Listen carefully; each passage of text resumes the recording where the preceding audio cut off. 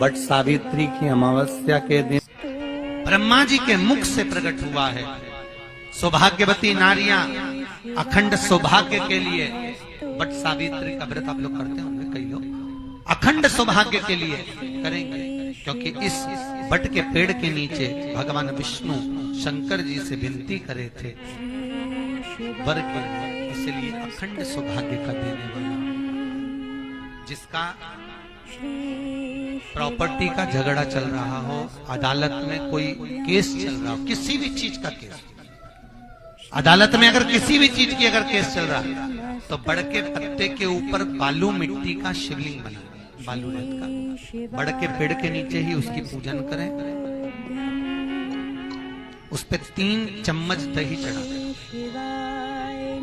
अपनी मनोकामना कर कर दही चढ़ाकर उस दही को चम्मच में वापस लेकर शंकर जी की पूजन कर कर उसको विसर्जन करें। वो दही जो लेकर आए, जब अदालत कार्रवाई हो और आप केस के लिए अदालत में जाएं, उसको चंदन में मिलाकर तिलक कर कर जाइए, आपका काम विजय प्राप्त होगी, काम फतेह होगी। बटकेश्वर महादेव का स्मरण करने से कार्य की सिद्धि होगी। जिस बच्चे का एग्जाम में पास नहीं हो रहा हो, अच्छे नंबर नहीं आ रहे हो, वो भी इस दही का तिलक लगाकर जा सकता। बटकेश्वर ऐसे भगवान शिव विराजमान हैं।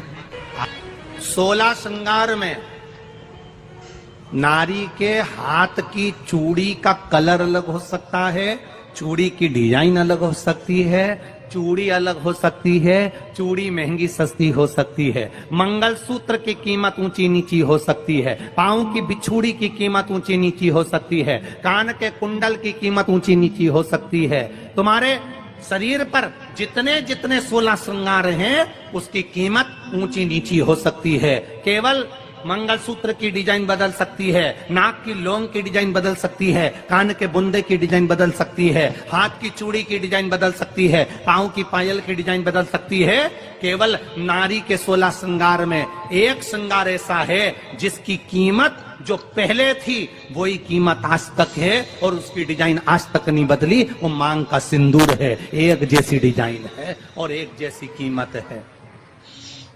सारे श्रृंगार की कीमत अलग, पर मांग में जो सिंदूर डाला जाता है वो एक कीमत का होता है, एक डिजाइन का होता है और एक जैसा होता है, और वो सबसे भारी होता है। सावित्री यमराज से कह रही है मेरे पति को छोड़ दो। यमराज कह रहा है सावित्री तेरा पति मर चुका है, मांग के सिंदूर को पोंछ दे। सावित्री कहती है पूरा श्रृंगार उतार दूंगी पर मांग का सिंदूर नहीं पूछने दूंगी। तब यमराज ने कहा जब तक तू मेरे मांग का अपनी मांग का सिंदूर नहीं उतारती तब तक तू मेरे पास नहीं आ सकती।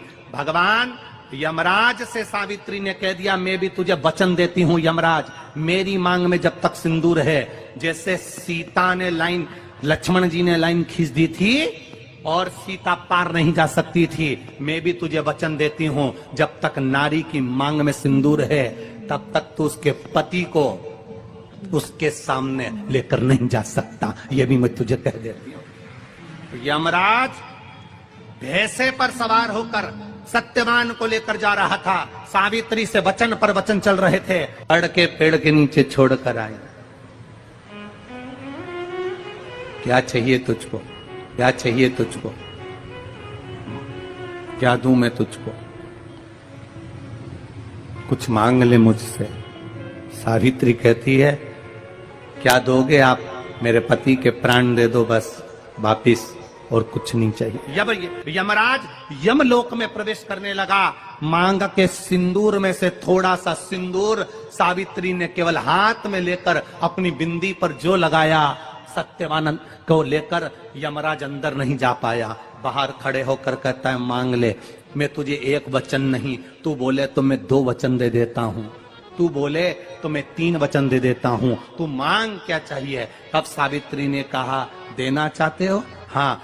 अब यमराज को लगा कि लालच में पड़ गई सावित्री, तब कहा पहला वचन दीजिए, मेरे अंधे सास ससुर के नेत्र वापिस आ जाएं।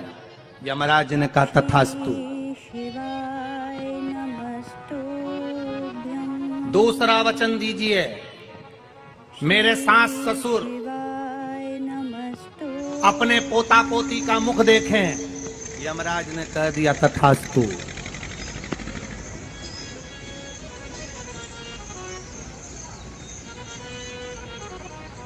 जाओ। यमराज जाने लगे, फिर आग जलने लगी। कहने लगे अब मैं अंदर क्यों नहीं जा पा रहा हूं। सावित्री कहती है तुमने वर दिया है, मेरे सास ससुर पोता पोती का मुख देखें, उनके बेटे को तुम ले जाओगे तो पोता पोती कहां से होगा, छोड़कर जाओ। लेकर आ गए। कर्जा मुक्ति के लिए सारे वृक्षों में अगर कोई श्रेष्ठ वृक्ष माना गया है तो वो बट का वृक्ष माना गया महाराज। इसलिए प्रशासनिक कार्य के लिए, मानसिक टेंशन में, परेशानियों में बटकेश्वर महादेव का स्मरण किया जाता है। मित्रों, उक्त वीडियो में पूज्य गुरुदेव द्वारा बताए गए उपायों का उपयोग इस बट सावित्री अमावस्या पर करके हम अपने जीवन की कई परेशानियों से मुक्ति पा सकते हैं। वीडियो में दी गई जानकारी आपको कैसी लगी? कृपया लाइक, कमेंट और शेयर करके अवश्य बताएं। श्री शिवाय नमस्तुभ्यम।